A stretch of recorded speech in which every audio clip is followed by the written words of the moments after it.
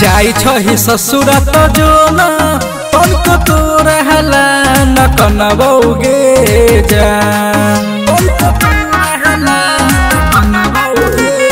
जाई छही ससुर तो जो न तनको तो रहला न कनबौगे जान गजान गए तनको न हम कनबौगे जान गे जाना तोहरो से नीमन माल पटा के देखबौगे जान गे जाना तोहरो से नीमन माल पटा के देखबौगे जान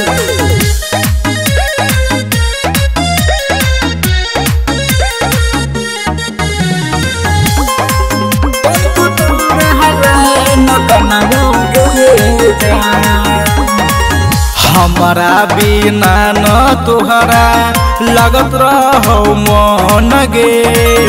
केना के बन गेलही दोसर के धन गे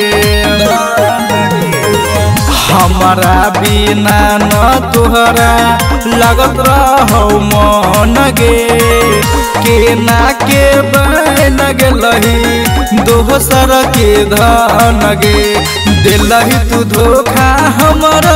कहियो तोर हम बतैबौगे जान गे जाना तोहर हम बतैबौगे जान गे जाना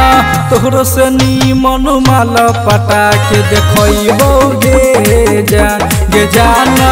तोहरो से नीमन माल पटा के देखबौगे जान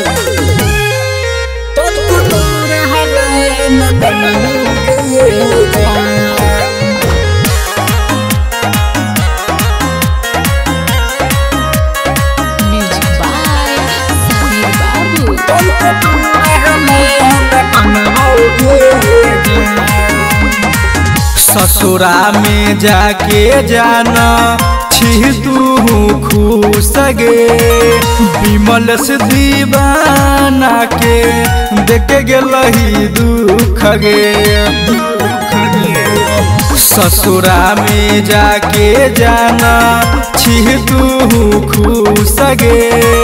सीतेश राज के तू देख गेलही दुख गे पहले यूं गलती खाली प्यार तोहरा से कके गे जान गे जाना प्यार तोहरा से कके गे जाना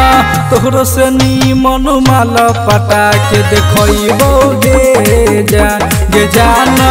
तोहरो से नीमन माल पटा के देखबौगे जान जाई छही ससुर तो जो न तनको तो रहला न कनबौगे जान गे जान गए तनको न हम कनबौगे जान गे जाना तोहरो से नीमन माल पटा के देखबौगे जान गे जाना तोहरो से नीमन माल पटा के देखबौगे जान।